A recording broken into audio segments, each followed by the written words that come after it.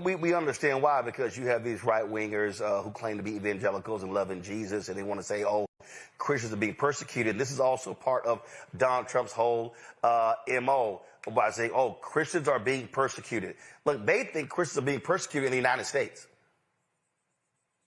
Yes.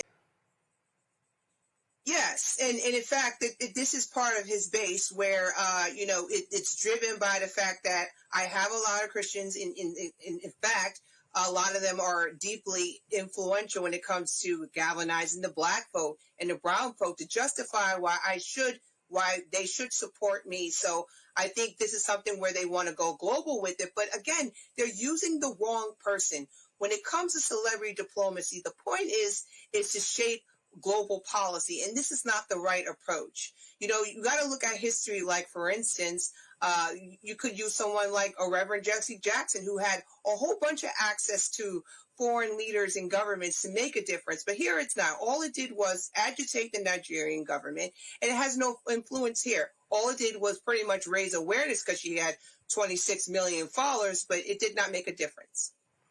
Well, here is the tweet that this idiot sent out on Truth Social.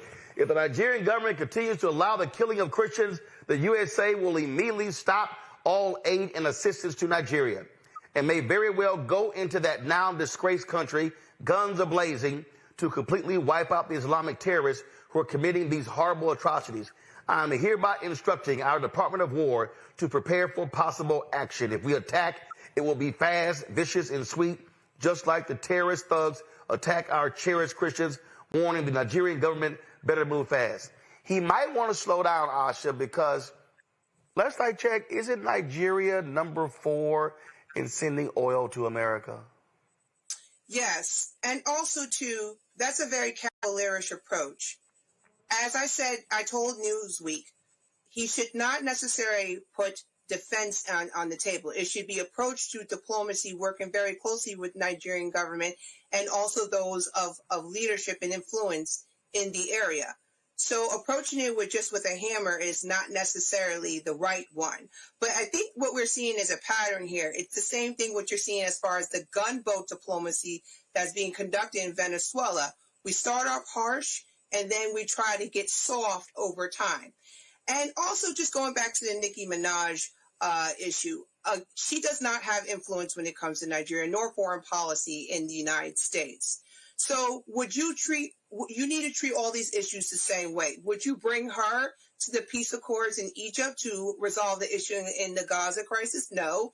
Would you bring her to go talk to President Zelensky? No. And would you also have her address the issues developing in Venezuela? No. So I think because it's Nigeria and there's a level of deprioritization here, this is why we invite people like her to play a part in this. Malcolm Nance tweeted this in response to that idiot post.